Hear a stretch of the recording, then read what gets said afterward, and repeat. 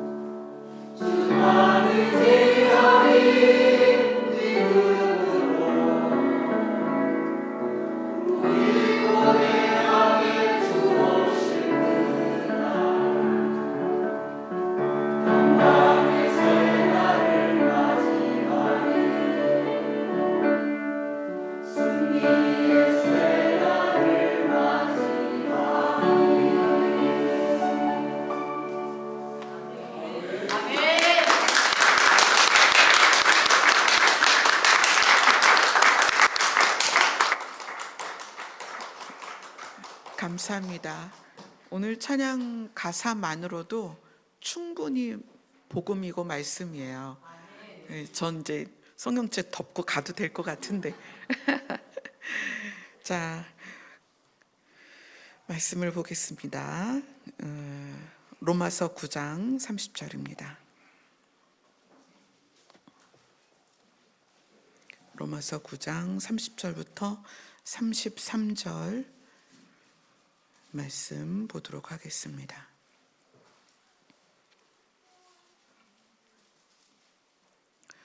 로마서 9장 30절부터 33절 같이 읽겠습니다. 시작. 그런즉 우리가 무슨 말을 하리요? 의를 따르지 아니한 이방인들이 의를 얻었으니 곧 믿음에서 난 의요.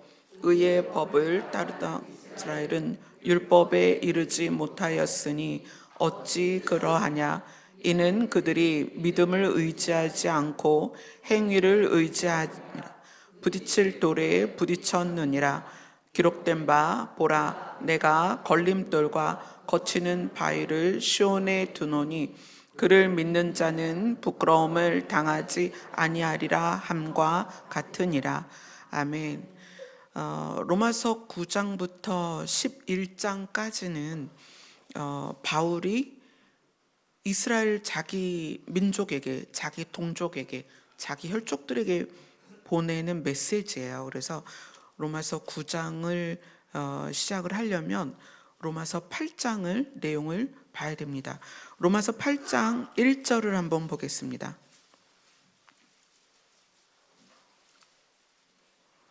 로마서 8장 1절 같이 읽습니다. 시작.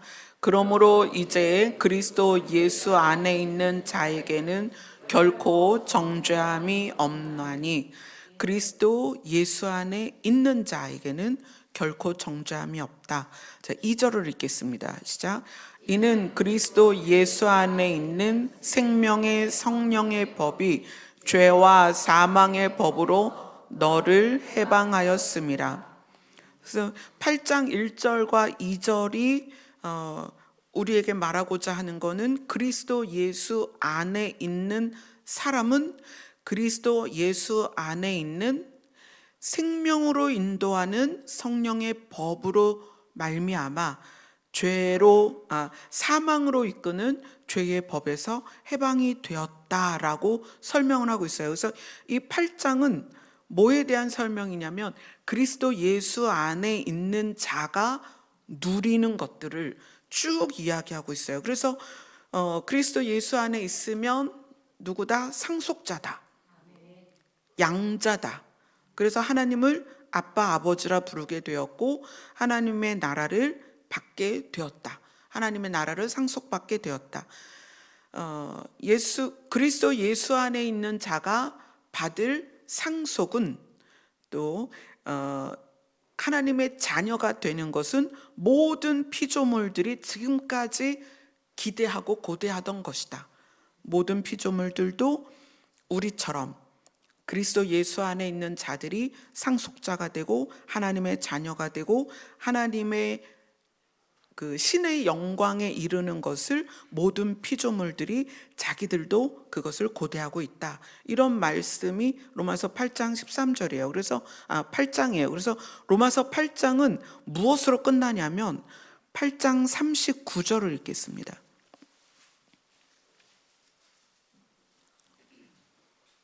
시작. 높음이나 깊음이나 다른 어떤 피조물이라도 우리 주 그리스도 예수 안에 있는 하나님의 사랑에서 끊을 수 없으리라. 아멘. 그러니까 이 로마서 8장은 그리스도 예수 안에 있는 자가 양자 되어서 신이신 하나님을 아빠라 부르고 신이신 하나님의 나라를 상속받고 그 상속받는 것이 얼마나 놀라운지 모든 피조물들이 그것을 고대하고 있다. 그러면서 이야기하는 거예요. 그리스도 예수 안에는 하나님의 사랑이 들어있는데 그리스도 예수 안에 있는 사람들은 그 하나님의 사랑에서 떼어놓을 수도 없다. 이렇게 표현하고 있어요. 이 로마서 8장 전체는 그리스도 예수 안에 있는 성도에 대한 놀라운 축복의 말씀이에요. 이 바울이 로마서 8장을 이렇게 우리에게 설명을 하고 9장으로 넘어왔는데 이 9장은 뭐에 대한 이야기냐면 그러한 예수 그리스도를 배척하고 믿지 않고 하물며 십자가에 매달아 죽인 이스라엘 사람들을 향한 말씀이에요. 그래서 이제 이렇게 시작합니다. 9장 1절부터 3절까지 1절부터 3절까지 같이 읽습니다. 시작. 내가 그리스도 안에서 참 말을 하고 거짓말을 아니하노라. 나에게 큰 근심이 있는 것과 마음에 그치지 않는 고통이 있는 것을 내 양심이 성령 안에서 나와 더불어 증언하노니, 나의 형제 곧 고륙의 친척을 위하여 내 자신이 저주를 받아 그리스도에게서 끊어질지라도 원하는 바로라. 하나님께서 그리스도 예수를 통하여 이루신 일들이 너무 놀라운 거예요. 그분을 믿기만 하면 의롭다함을 받고 구원을 받고 하나님을 아버지라 부를 수 있고 하나님의 나라를 상속받는다. 이것이 8장의 설명입니다. 그런데 9장에 와서 바울이 나는 정말 큰 근심이 있고 내 마음에는 그치지 않는 고통이 있다. 왜냐하면 나와 피로써 형제된 혈육들이 예수님을 믿지 않는 것이다.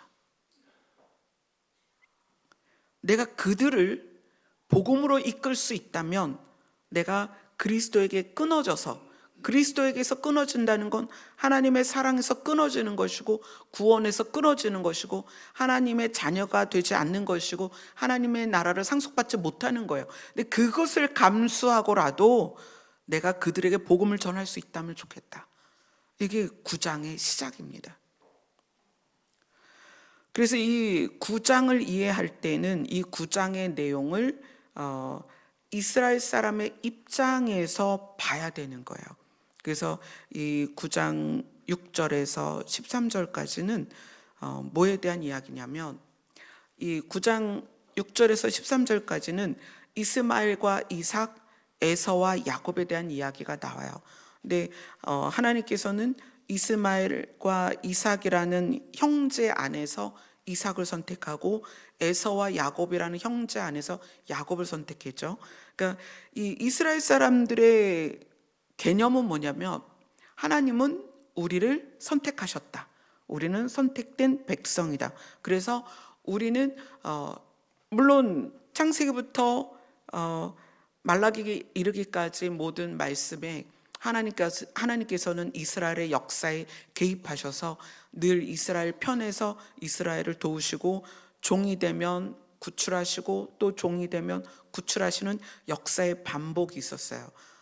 그런데 이 이스라엘 사람들에게는 그것이 우리가 혈통적으로 이스라엘이기만 하면 하나님은 우리를 사랑하시고 우리의 편이 되어 주실 것이다 라는 그런 생각이 있었어요. 혈통에 의한 하나님의 붙드심, 이게 이스라엘의 믿음이었습니다. 그러나 하나님께서는 이스마엘과 이삭의 비교를, 또 에서와 야곱의 비교를 통해서 그게 아니다, 내 약속을 믿는 자들을 내가 선택한다 라는 것을 이 부분에서 이야기를 해요. 그래서 9장 11절을 같이 읽겠습니다. 시작. 그 자식들이 아직 나지도 아니하고 무슨 선이나 악을 행하지 아니한 때에 택하심을 따라 되는 하나님의 뜻이 행위로 말미암지 않고 오직 부르시는 이로 말미암아 서게 하려 하사. 이것이 그 뜻대로 부르심을 입은 자, 우리가 지난주에 나눈 내용이에요. 그 뜻대로 부르심을 입은 자. 하나님의 뜻은 뭐다? 여러분 늘 이거를 아셔야 돼요. 이 하나님의 뜻이 무엇이다를 분명히 알아야 돼요.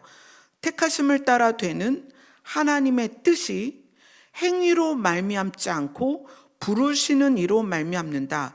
그 뜻대로 부르심을 입는 거예요. 하나님의 뜻은 무엇이다? 다시 한번 갑니다. 요한복음 3장 16절 17절. 하나님의 뜻이 무엇인지 여러분 이제 분명히 아셔야 돼요. 하나님의 뜻은 요한복음 3장 16절 17절 시작. 하나님이 세상을 이처럼 사랑하사 독생자를 주셨으니 이는 그를 믿는 자마다 멸망하지 않고 영생을 얻게 하려 하심이라. 하나님이 그 아들을 세상에 보내신 것은 세상을 심판하려 하심이 아니요 그로 말미암아 세상이 구원을 받게 하려 하심이라. 아멘. 하나님의 뜻은 영생을 얻는 것과 구원을 받는 것입니다. 하나님의 뜻은 창세기에서 그 에덴에서 쫓겨난 아담과 하와를 통하여서 그때부터 시작이 된 거예요. 하나님의 뜻은 우리로 영생을 얻게 하는 것, 구원을 받게 하는 것이다. 이것이 여러분 하나님의 뜻입니다. 우리가 일상을 살면서 어떤 상황에서 고민이 있을 때가 있어요. 이렇게 하는 것이 맞냐?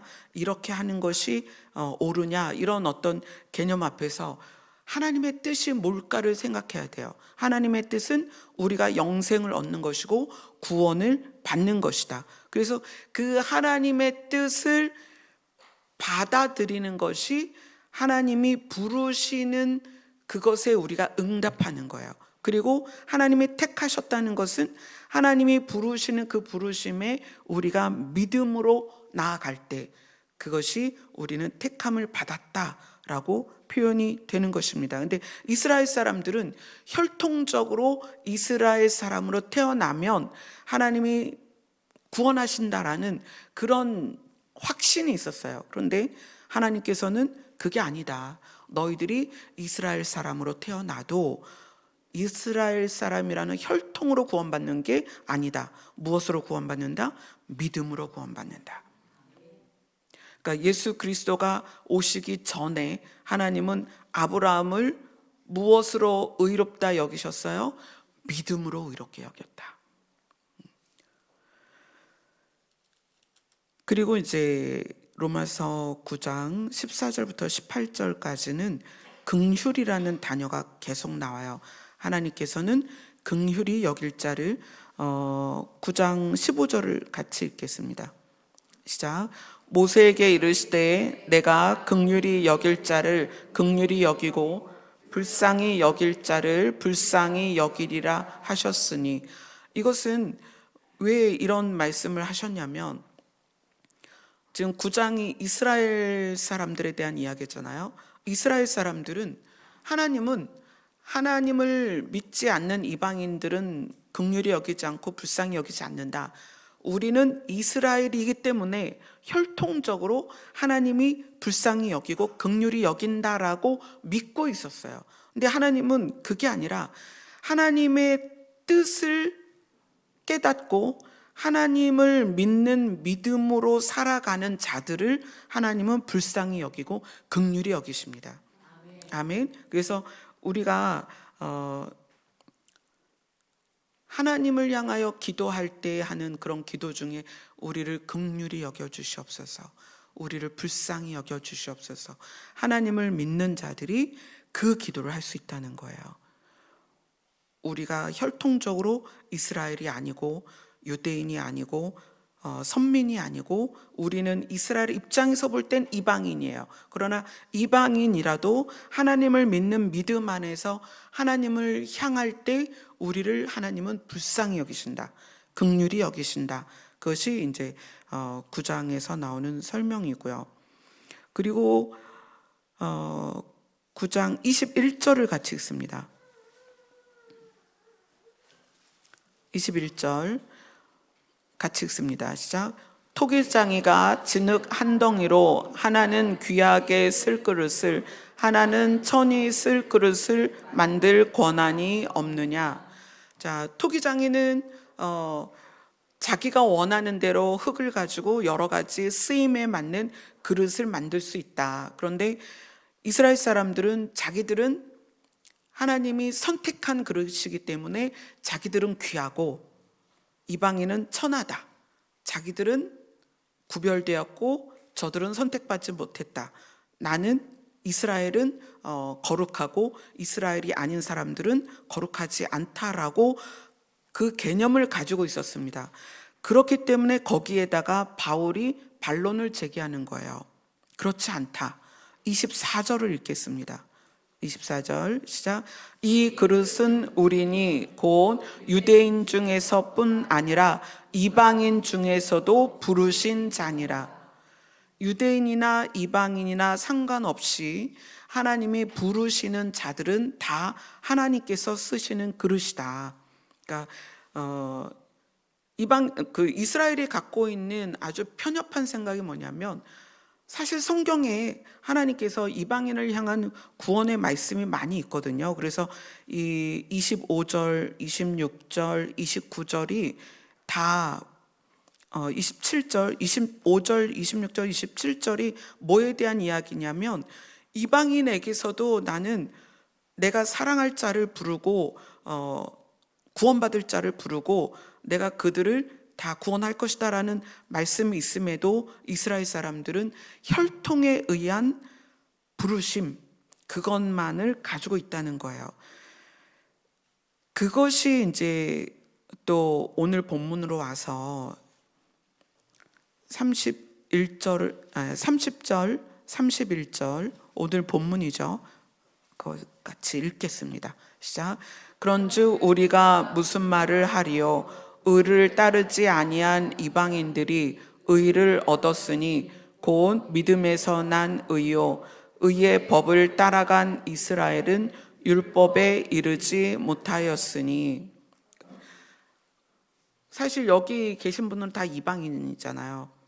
이방인이고 선택받은 이스라엘이, 이방인들은 거룩한 백성으로 부름받은 자들이 아닌데 이방인들이 예수를 믿음으로 의롭게 되었다.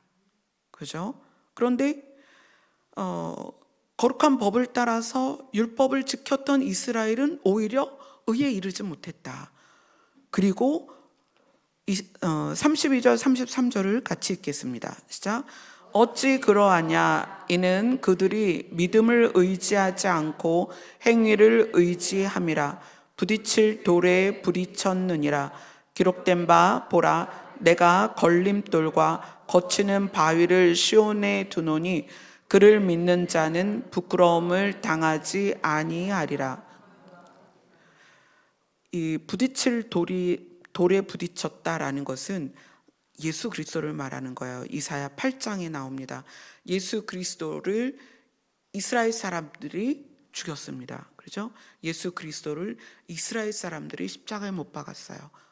예수 그리스도를 이스라엘 사람들이 마치 버려야 될 돌처럼 버렸습니다.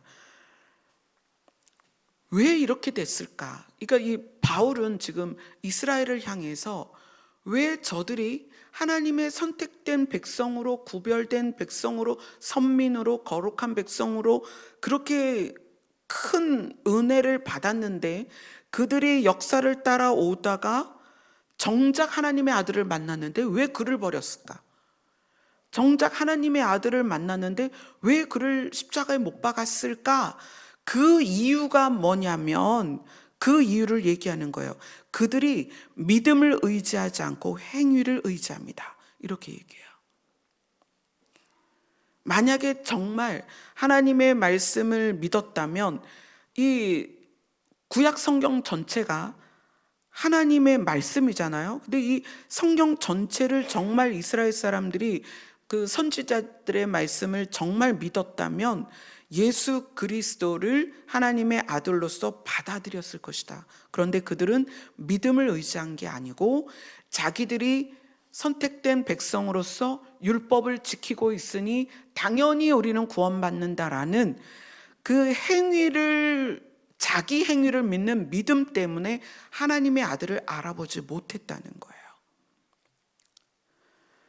자, 이 부분이 이제 우리에게, 그러니까 이제 지금 교회를 나오셨잖아요.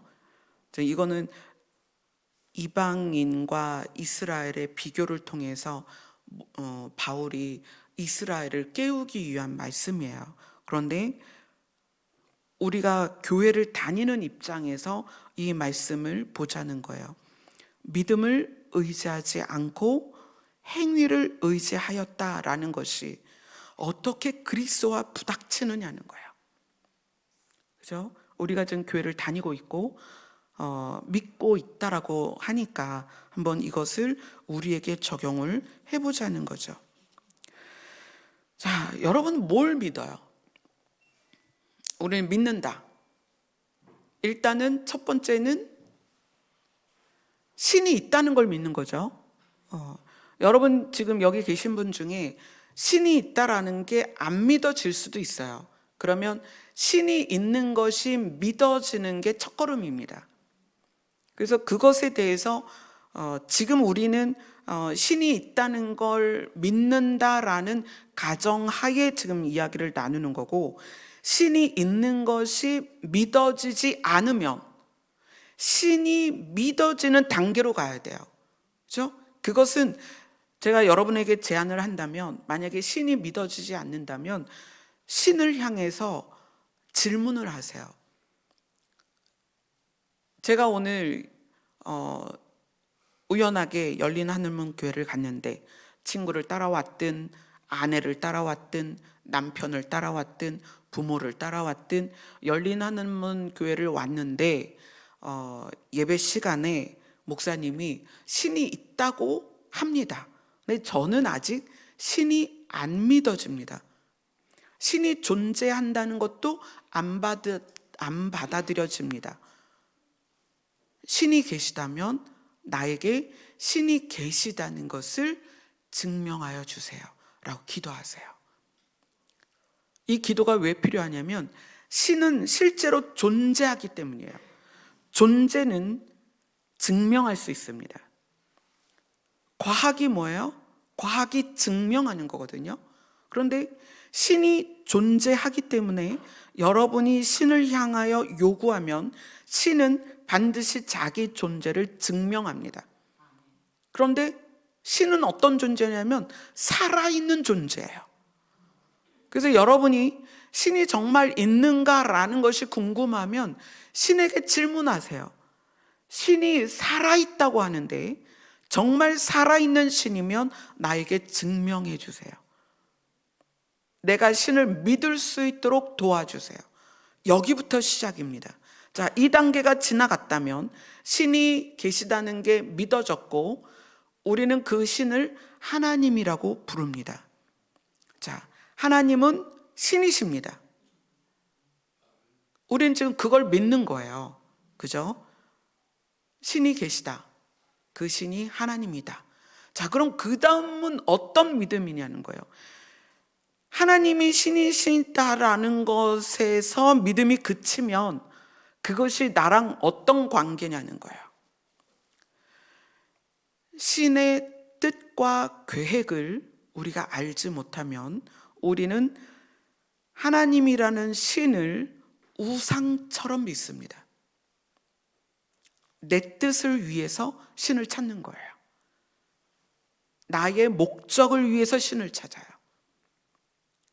세상에 정말 많은 신이 있습니다. 셀 수 없는 신이 있어요.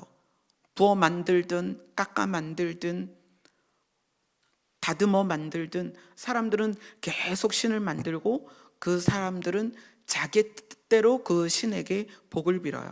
근데 하나님의 뜻과 계획을 알지 못하면 우리는 이방 사람들이, 그러니까 하나님을 안 믿는 사람들이 세운 신을 섬기듯 우리도 그렇게 하나님을 섬긴다는 거예요. 그래서 이 로마서는 하나님의 뜻과 하나님의 부르심, 하나님의 계획, 이런 것을 우리에게 지금 알려주고 있다는 거예요. 자, 하나님의 뜻은 뭘까요? 신이 있어요. 우리가 이제 신이 있다는 게 믿어졌어요. 그 신이 하나님이고, 하나님을 믿고 이제 우리가 하나님을 아버지라 불러요. 그 아버지의 뜻이 뭘까요? 여러분들 다 아버지 계시잖아요. 그죠? 어머니도 계시고 아버지가 계세요. 근데 우리는 신이 믿어졌고 신을 아버지라고 불러요. 그럼 아버지의 뜻이 있을 거 아니에요. 아버지는 그 뜻대로 우리를 부르셨습니다. 그럼 아버지의 뜻이 뭔지 알아야 될 거 아니에요. 아버지의 뜻. 아버지의 뜻은 자녀와 함께 있는 것이에요. 자녀와 함께 있는 것. 그래서 예수님이 이 땅에 오실 때 임마누엘이라 하리라. 하나님이 우리와 함께 하신다. 그 뜻이에요. 하나님은 에덴에 아담과 하와를 만드실 때 그 하나님의 뜻이 무엇이었냐면 아담과 하와와의 관계가 사랑하는 관계로서 그 울타리 안에 함께 있는 거였어요. 그게 하나님의 뜻입니다. 아담과 하와가 죄를 짓고 관계가 깨지고 에덴에서 나갔을 때 그때부터 하나님의 뜻은 분명해요. 저들을 다시 데리고 와서 내가 저들과 함께 있고 싶다. 그게 하나님의 뜻입니다. 여러분 잘 기억하세요. 내가 동으로 이사할지 서로 이사할지 하나님의 뜻을 알려주세요. 하나님의 뜻은 우리가 동으로 이사하든 서로 이사하든 상관이 없습니다. 하나님, 제가 S대학을 갈지 K대학을 갈지 하나님의 뜻을 알려주세요. 하나님의 뜻은 우리가 S대를 갈지 K대학을 갈지 상관이 없어요. 그런데 하나님의 뜻이 무엇인지 알면 선택하는 게 달라집니다. 자, 생각해 보세요. 하나님의 뜻은 하나님이 우리와 함께 계시기를 원한단 말이에요. 자, 신은 멀리서 사람들을 이렇게 바라보고 너 나쁜 놈 벌 주고 너는 착한 놈 복 주고 이게 아니에요. 하나님의 뜻은 인간과 함께 있는 거예요. 그 뜻을 알고 나니까 하나님의 뜻을 알고 나니까 직업을 선택하는 데 있어서 이 직업은 하나님이 좋아하지 않을 것 같아. 하나님이 나와 함께 계시기를 원하셔서 내 안에 영으로 들어와 계시고 예수님도 내가 모셔드렸잖아요.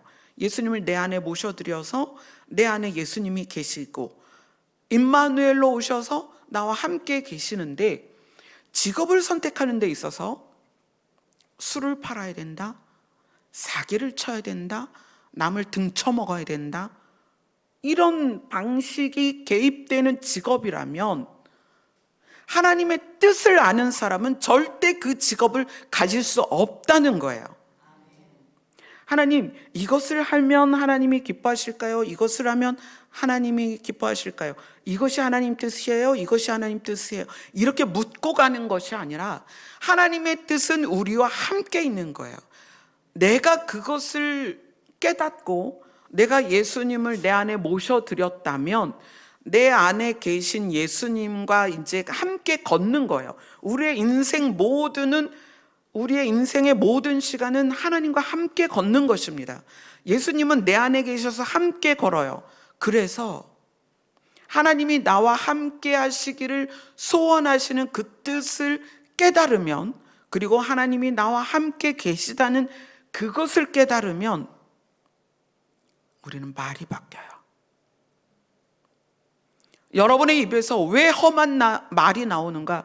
여러분의 입에서 왜 거짓말이 나오는가? 여러분의 입에서 왜 사람들을 상처 주는 말이 나오는가? 여러분의 입에서 왜 남들에게 욕을 하는가? 여러분의 입에서 왜 남을 비판하는가? 여러분의 입에서 왜 남을 헐뜯고 비난하는가? 왜 여러분의 입에서 수군수군 대면서 욕을 하는가? 하나님이 나와 함께 하시고자 하는 그 뜻을 여러분이 몰라서 그래요. 하나님은 우리와 함께 계시길 원하세요. 그래서 로마서 8장에서 예수 그리스도 안에 있는 하나님의 사랑, 우리가 예수님을 받아들이면 하나님의 사랑까지 우리 안에 들어와 있습니다. 하나님은 우리 안에 계세요. 우리를 떠나지 않으십니다. 우리 안에 계세요. 이것이 하나님의 뜻이란 말이에요. 그 뜻을 우리가 깨닫는다면 하나님 이렇게 할까요? 저렇게 할까요가 아니라 하나님이 인식된 삶을 산다는 거예요. 어떻게 사기를 쳐요? 어떻게 남을 때려요? 어떻게 남을 비난해요? 어떻게 남을 욕해요? 어떻게 편을 지어서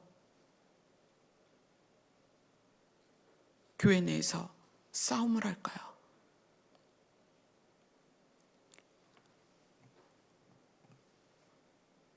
우리의 삶에서 율법의 요구, 하나님의 법이 우리에게 원하시는 것,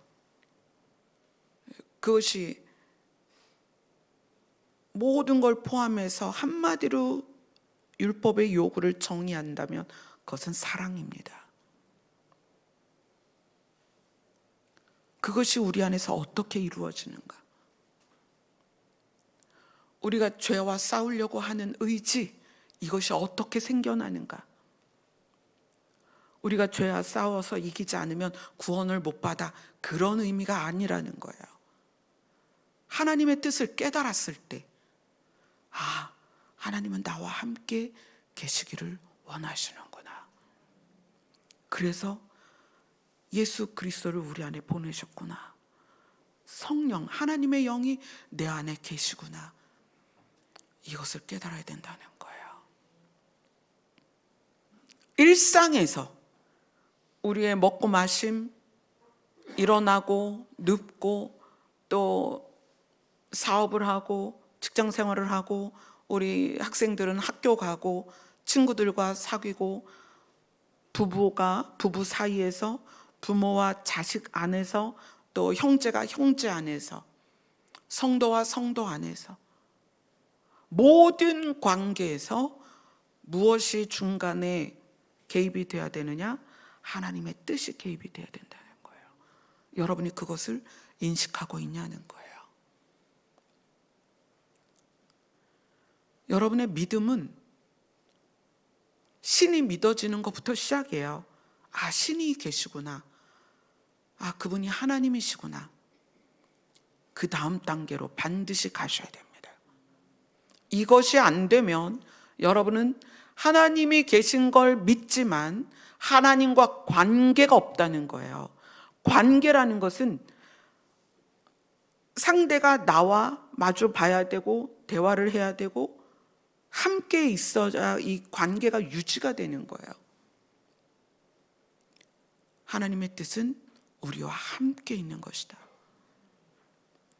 여러분 그거 원하세요? 정말요? 하나님이 함께 계시기를 원하신다면 여러분의 말과 삶의 스타일과 행동과 표정과 선택들이 바뀔 거예요. 제가 앞에서 이렇게 하세요, 저렇게 하세요 하지 않아도 하나님이 나와 함께 하시기를 원한다는 걸 믿어서 그것을 받아들여서 하나님이 나와 함께 계신 것이 나에게 기쁨이 된다면 그 다음엔 사는 방식이 달라진다는 거예요. 성경은 윤리, 도덕 교과서가 아니에요. 착해라, 착해져야 된다, 그걸 말하는 책이 아닙니다. 신을 이야기하는 책이에요. 근데 그 신이 뭐라고 말하냐면 내가 너와 함께 있겠다는 거예요. 이 로마서 9장에서 바울은 이야기하는 거예요. 하나님은 너와 함께 있다고 하는데, 하나님은 너와 함께 있기를 소원하는데 이스라엘 사람들은 그걸 원하는 게 아니라 나는 율법을 지키면, 그 법대로 하면, 규칙을 지키면, 할례를 하면, 이스라엘 백성으로 혈통적으로 태어나면 당연히 하나님의 복을 받아, 이렇게 생각을 하고 있었다는 거예요. 근데 바울이 말하는 거예요. 하나님의 뜻대로 부르심을 받아야 된다. 하나님의 뜻이 뭐냐? 하나님은 우리와 함께 있기를 원하신다는 거예요. 그거에 대해서 내가 예스라고 반응을 할 수 있냐는 거예요. 여러분, 그래서 우리가 신앙생활을 어떻게 하냐면 교회에 왔을 때는 하나님과 함께 있고 교회를 나가면 하나님을 두고 나갑니다. 그래서 차를 타면서부터 부부가 싸워요. 부모 자식이 욕하고 싸워요. 집에 가면 머리 뜯고 싸워요. 하나님을 교회에다 두고 나갑니다. 나가서 직장 가잖아요. 사기치고요. 내가 해야 할 일 빼먹고요. 거짓말하고요. 학생들 공부 안 하고요.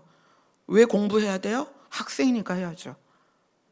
여러분, 부모님이 왜 돈 벌어다가 먹이고 입혀요? 부모니까. 학생은 뭐 해야 돼요? 공부해야 돼요. 직장인들 직장 가서 열심히 일하셔야 돼요. 왜요? 직장에서 돈 받고 있잖아요. 받은 돈만큼 열심히 하셔야 돼요. 성실하셔야 돼요. 사업하는 사람들 사기치지 말아야 돼요. 왜요? 우리는 하나님과 함께 있는 존재들입니다. 여러분이 하나님이 우리와 함께 있기를 원하신다는 그 하나님의 뜻에 아멘이라고 화답하면 거기에 대해서 책임지세요. 하나님은 여러분과 함께 계시기를 소원합니다. 여러분 신중하세요. 하나님과 함께 있기를 여러분이 원한다고 함부로 대답하지 마세요. 여러분이 예스라고 대답하는 순간부터 책임지셔야 됩니다. 그런데 하나님과 함께 있기를 여러분이 원하지 않으면 하나님과 나와는 관계가 없습니다. 그러면 하나님과 관계가 없다면 하나님의 계획, 우리를 향한 하나님의 계획이 우리에게 이루어지지 않습니다. 그죠? 그러니까 하나님과 함께 있기를 소원해야 되겠죠.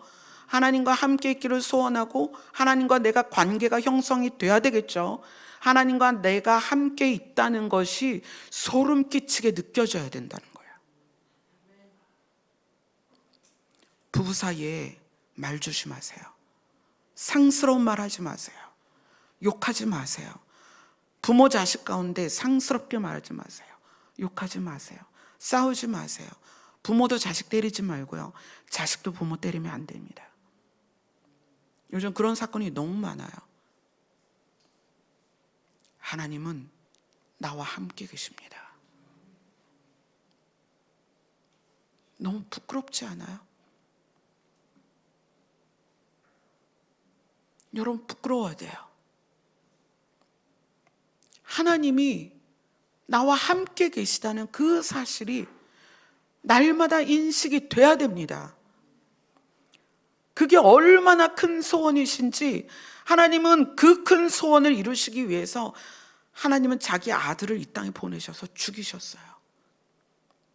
그 정도로 처절하게 관계가 회복되기를 원하셨다는 거예요. 우리가 하도 죄를 짓고 우리가 죄인인 것도 모르고 도대체 우리가 윤리적이건 도덕적이건 어떤 노력으로든 의로워질 수 없으니까 예수님이 십자가를 치신 거예요. 너희들 나를 믿으면 이제 의로운 사람이라고 내가 칭해 줄게. 그게 칭의죠. 그런데 그렇게 의롭게 칭의를 받는 것과 별개로 여러분 생각해 보자는 거예요. 하나님이 나와 함께 계시다는 거예요. 그 시선이 인식이 되냐고요. 그 시선이. 지금 여러분이 제 앞이기 때문에 입을 다물고 욕을 안 하시죠. 여러분 가정에 돌아가서 또는 텔레비를 보다가 우리 친구들 컴퓨터 하다가 게임하다가 친구들이랑 놀다가 부모 자식 간에 대화하다가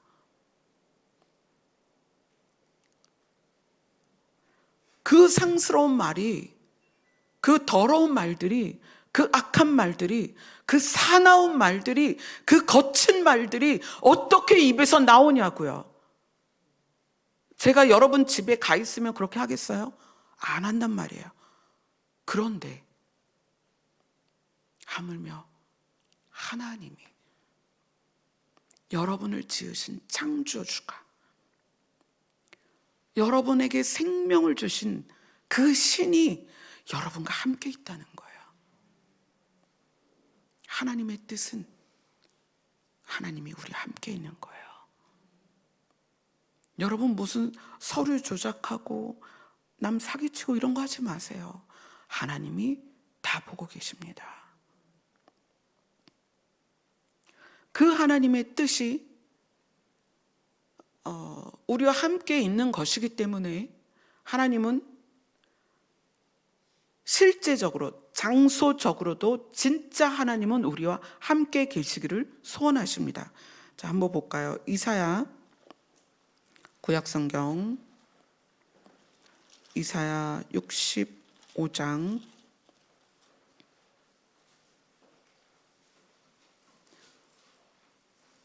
17절입니다.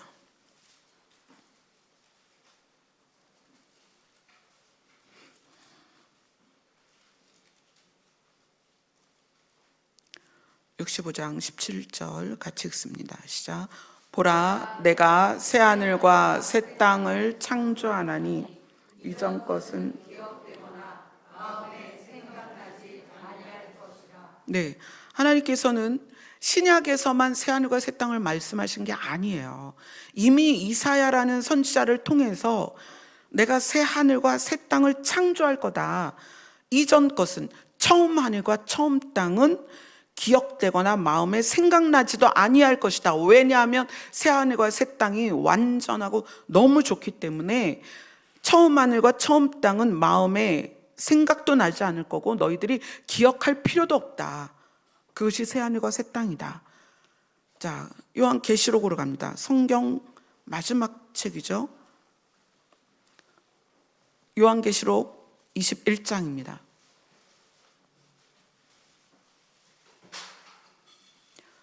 요한계시록 21장 1절입니다. 같이 있습니다. 시작.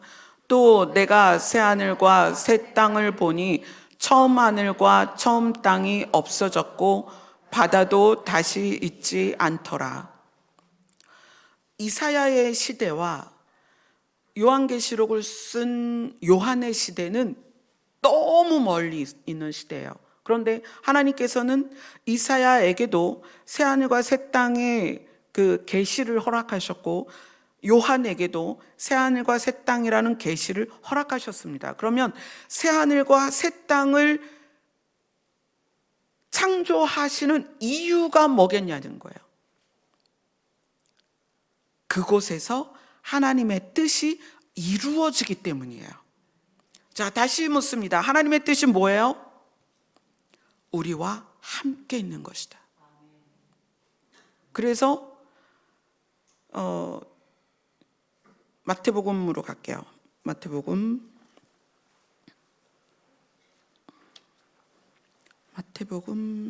6장에 있었던 것 같은 마태복음 6장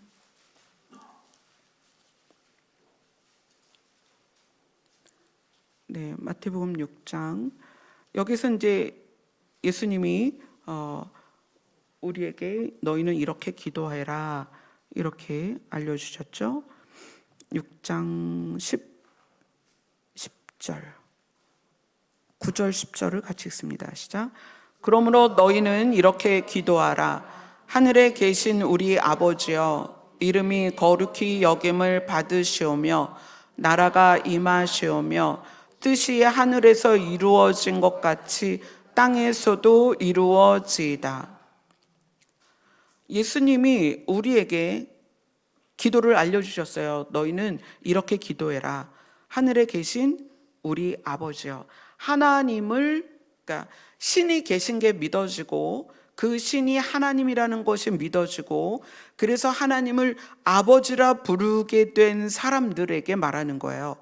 하나님을 아버지라 부르는 사람들은 하나님의 나라가 임하실 거다.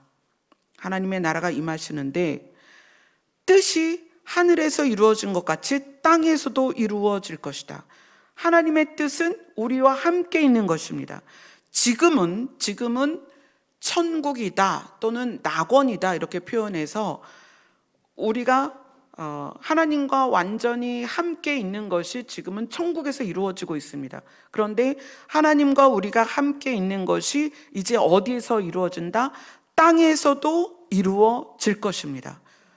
그 최종적인 땅을 이사야서에서도 요한계시록에서도 어디라고 불러요? 새 하늘과 새 땅이라고 부른다는 거예요. 하나님은 우리와 함께 계시기를 원하십니다. 그래서 마태복음 6장 33절 6장 33절 같이 읽습니다. 시작. 그런즉 너희는 먼저 그의 나라와 그의 의를 구하라. 그리하면 이 모든 것을 너희에게 더하시리라. 우리는 우리에게 필요한 것을 주로 기도를 합니다. 그러니까 기도가 우리가 필요한 것을 하나님께 구하는 게 잘못된 건 아니에요. 잘못된 건 아니에요. 그런데 그것을 구하는 것에 대해서 30절이 뭐라고 말하냐면, 우리 마태복음 6장 30절을 읽겠습니다. 시작. 오늘 있다가 내일 아궁이에 던져지는 들풀도 하나님이 이렇게 입히시거든 하물며 너희일까 보냐. 믿음이 작은 자들아. 자, 믿음이 작으면 우리는 하나님이 신이신 것과 하나님이 아버지신 것을 믿으면서 계속 우리가 일상을 살아가는데 필요한 걸 구해요. 그런데 그것을 믿음이 작다라고 얘기해요. 믿음이 없다라고는 얘기 안 합니다. 왜 믿음이 없다라고 얘기를 안 하냐? 믿음은 하나님을 믿는 거예요. 그죠? 그런데 이 믿음 안에 내용의 스펙트럼이 있다는 거예요. 초기의 믿음은 신이 있구나, 이걸 믿는 거예요. 그 다음에 그 신이 하나님이야. 그죠? 그 다음에 하나님을 알아보니 하나님은 전능하셔. 전능이라는 것은 못하는 게 없다는 거예요. 죽은 자도 살리신단 말이에요. 전능하셔. 그러니까 그 전능하심에 의지되어서 우리가 일상을 살아가는데 필요한 것들을 구한단 말이에요. 근데 거기까지를 믿음이 작다라고 표현해요. 그러면서 예수님은 뭐라고 말씀하시냐면, 너희들은 먼저 그의 나라를 구하고 그의 의를 구해라. 여러분의 믿음은 무엇을 믿어야 되냐면 하나님의 약속을 믿어야 돼요. 근데 하나님의 약속은 뭐냐? 그분의 나라에 우리가 들어가도록 하겠다. 이게 하나님의 약속이에요. 그래서 이삭을 약속의 자녀다, 약속의 씨다. 아브라함이 이삭을 낳았을 때 이삭을 약속의 씨다. 그 약속이 우리 성경이 구약과 신약으로 나누어져 있는데 옛 약속과 새로운 약속이란 말이에요. 우리는 새로운 약속의 시대에 살고 있잖아요. 새로운 약속이 뭐냐면, 너희들이 내 뜻은 너희들이 나와 함께 있는 것이고 내가 너희와 함께 있는 것이고, 그것이 장소적으로 완전히 실현되는 것이다. 함께 있는 것. 그런데 새로운 약속, 신약은 뭐냐면, 예수님을 믿으면 너희들이 내 자녀가 되고 나의 나라를 너희에게 상속할 거야. 그래서 예수님은 먼저 그의 나라와 그의 의를 구해라. 그분의 나라와 그분의 뜻을 너희들이 믿어야 된다. 그분의 뜻은 하나님이 우리와 함께 있기를 원한다는 것이고요. 그분의 나라는 그분 하나님과 우리가 실제로 사는 나라입니다. 이게 믿어져야 되는 거예요.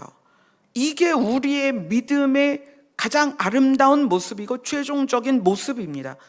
우리가 이게 믿어지면, 하나님의 나라가 믿어지면, 새하늘과 새 땅이라는 새로운 창조가 믿어지면, 그때서 비로소 이런 거 있잖아요. 예전에 이제 구리에서도 어떤 분이 그래요. 목사님은, 부모님도 목사님이고 제가 작은아버지도 목사님이시거든요.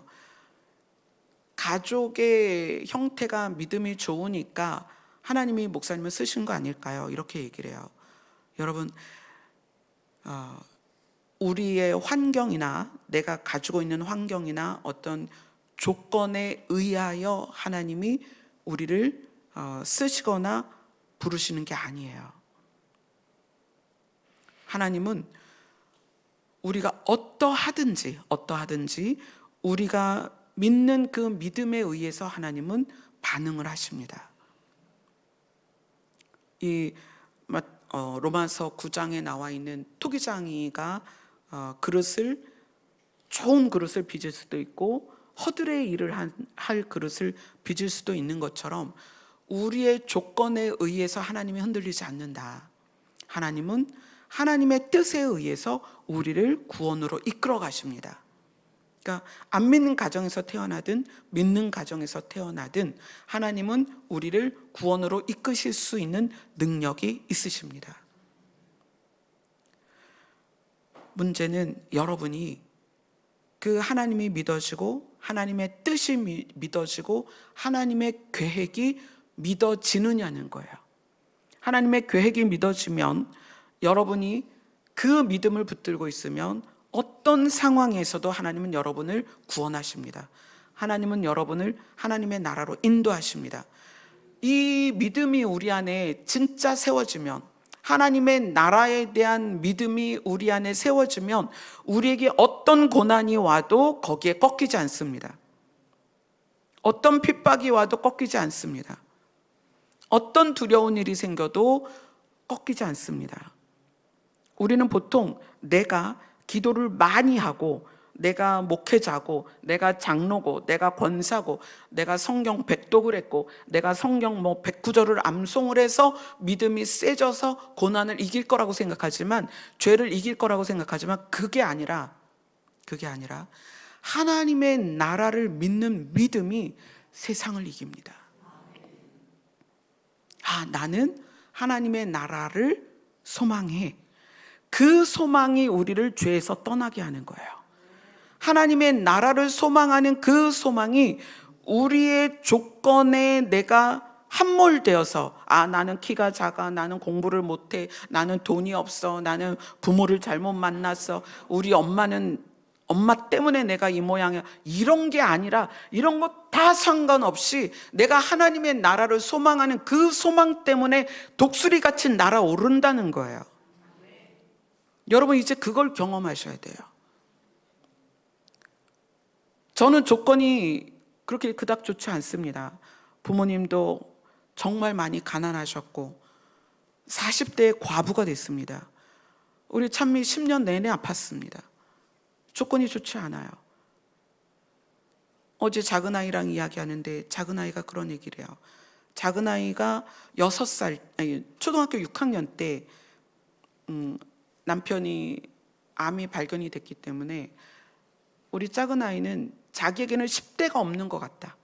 10대가 지워진 것 같다. 왜냐하면 저는 남편의 그 병수발 때문에 병원을 계속 들락날락하고 남편과 있었던 시간이 3년이에요. 그러니까 12, 13, 14, 15 횟수로는 4년이에요. 그 4년이 작은아이한테는 초등학교 6학년 때부터 해서 중학교 2학년 말에 이제 아빠가 돌아가셨으니까, 그리고 큰아이가 그때 그 15년 때부터 아파서 지금까지 쭉 아픈 기간을 지나오니까 작은아이에게는 그 시간이 없는 시간처럼 지워졌다. 그래서 자기는 여전히 아직도 마음은 10대에 머물러 있는데 나이는 벌써 26살이다. 시간은 계속 가는데 나는 그 시간을 따라가지 못한다. 그런 얘기를 해요. 저의 조건도 좋지 않고 우리 아이들의 조건도 좋지 않습니다. 그러나 조건이 그렇지만 이것을 이길 수 있는 건 하나님의 나라에 대한 소망이에요. 하나님이 우리와 함께 계시기를 원하고 하나님이 나와 함께 계시기를 원한다는 그것에 대한 소망과, 내가 그 하나님의 뜻을 받아들였을 때 하나님은 신실하게 나를 하나님의 나라까지 인도하실 것이며 하나님과 함께 있기를 소원하는 자들을 위하여 새롭게 새 하늘과 새 땅을 창조하셔서 하나님이 함께 있고자 하는 그 뜻을 받아들인 자들, 하나님의 뜻대로 부르심을 받은 자들을 위하여 새로운 땅을 창조하시고 새로운 하늘을 창조하셔서 그들을 그곳에 인도하셔서 그들의 눈물을 닦아주시고 그들의 아픔을 위로하시고 그들의 고통을 위로하시고 그들이 겪은 모든 일에 대하여 상을 주시는 그 하나님의 뜻에 대한 믿음 때문에 지금의 시간들이 걸어갈 수 있다는 거예요. 여러분은 상대적인 비교를 많이 합니다. 그죠? 상대적인 비교 많이 하죠. 당장 뭐 무쌍이냐, 쌍꺼풀이 있냐 이걸로도 비교하잖아요. 엄마는 왜 나를 무쌍으로 낳아서 눈이 이 지경이냐 막 이러잖아요. 우리는 상대적으로 비교를 해가면서 거기에 좌절을 해요. 그런데 이 상대적인 비교에서 좌절하지 않을 수 있는 유일한 믿음이 뭐냐? 하나님의 나라에 대한 믿음이라는 거예요. 근데 그것은 허상이 아니에요. 제가 그래서 우리 작은 아이한테 이야기를 했어요. 엄마는 이렇게 살았고 이렇게 살았고 이렇게 살았고 이렇게 해서 지금 이 자리까지 왔다. 그런데 엄마가 가지고 있는 결핍, 부족, 상처, 수치, 이 모든 것이 한 방에 사라진 사건이 있었다. 하나님께서는 천국에 있는 나를 보여주셨다. 나는 그래서 나의 모든 결핍과 상처와 부족을 한 방에 날렸다. 찬주야, 하나님께서 하나님의 나라로 우리를 데려가실 거야. 찬주가 그것을 받아들이고 함께 대화를 나눴어요.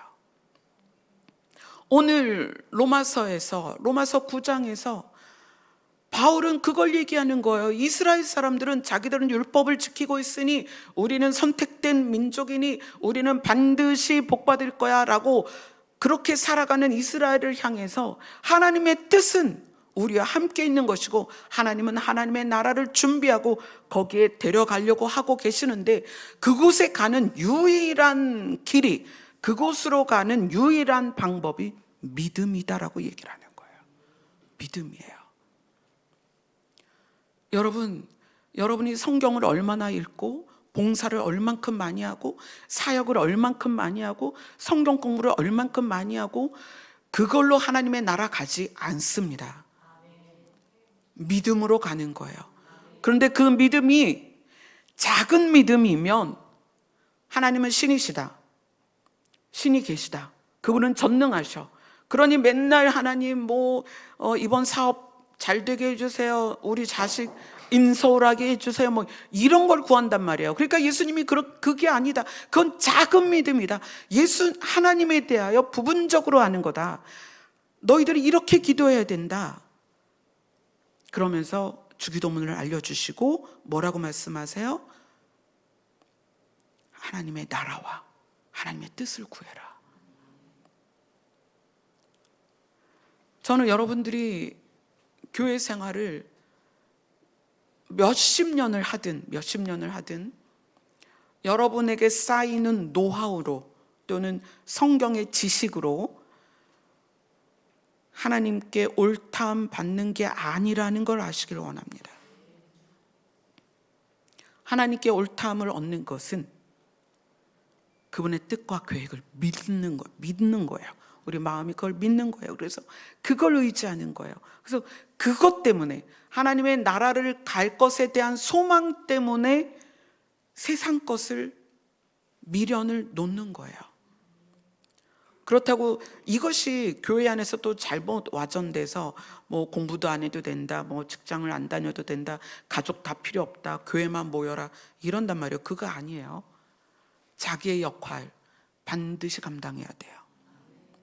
하나님이 아버지로서 역할을 감당하셔서 우리를 위해 생명을 버리셔서 우리를 살리시고 자녀들이 먹고 살 수 있는 새하늘과 새 땅을 창조하시는 것처럼 그게 뭐 때문이에요? 하나님이 아버지이기 때문에 그래요.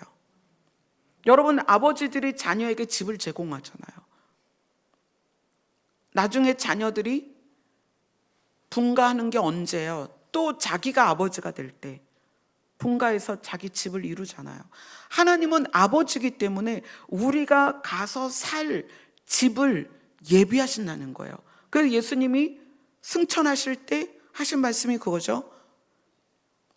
너희의 거처를 예비하러 가노니 거처가 다 마련이 되면 와서 너희를 데려갈 거야. 여러분이 이 땅에 살면서 가장 속상하고 가장 비참하고 가장 억울하고 가장 처절한 순간에도 그래도 그때도 우리가 일어나서 걸음을 뗄 수 있는 건 하나님이 우리를 위하여 우리의 거처를 예비하고 계시다는 거예요. 근데 그곳은 완전합니다. 죽음도 사망도 슬픔도 아픔도 고통이 없어요. 교회를 다니면 다닐수록 여러분은 그 소망이 커져야 됩니다. 그게 무슨 소망이에요? 하나님의 나라에 대한 소망이에요. 그 소망이 여러분을 세상에서 발을 띄게 할 거예요. 그 기구를 타는 걸 보면은 엄청난 큰 에드벌룬 같은 큰 낙하산보다 더 큰 모양이죠. 그런데 거기에 보면은 이제 뜨거운 불로서 김을 막 쏘여요. 그러면 그 안에 뜨거운 공기는 늘 하늘로 올라가기 때문에 그 기구를 띄우죠. 기구를 띄우면서 더 높이 올라가려면 뭘 해야 되냐면 불을 뜨겁게 하거나 매달렸던 그 모래 주머니를 끊어내는 거예요. 모래 주머니를 끊어내면 더 높이 올라가요. 우리가 하나님의 나라를 소망하면 소망할수록 우린 더 하나님께 가까이 갑니다. 하나님의 나라를 소망하면 소망할수록 세상 걸 내려놓게 돼요. 이거는 의지적으로 되는 게 아니라 믿음으로 됩니다. 아멘. 성경이 요구하는 믿음, 그것은 하나님의 뜻을 믿는 거예요. 하나님의 계획을 믿는 거예요. 하나님의 약속을 믿는 것입니다. 우리 각자에게는 각자의 시간들이 있어요. 저도 저의 시간이 얼마가 남았는지는 모르겠어요. 여러분 각자에게 시간이 얼마가 남아있는지 저는 모릅니다. 각자의 시간이 하나님을 믿는, 하나님의 뜻을 믿는, 하나님의 계획을 믿는, 그래서 마침내 하나님의 계획대로 우리가 그분이 준비하신 곳으로 도달해서 신과 함께 거하는 그것이 우리의 결론이기를 소망합니다. 아멘. 기도하겠습니다.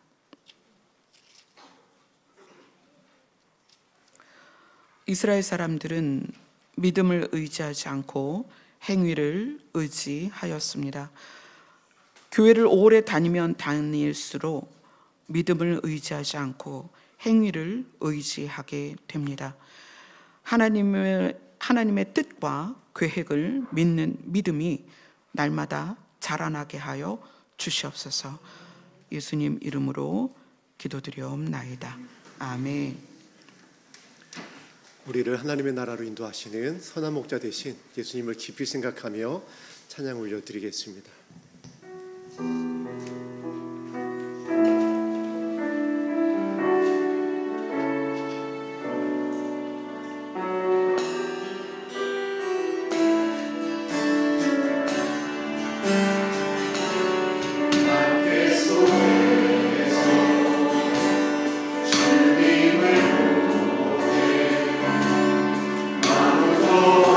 없을 것 같던 그곳에서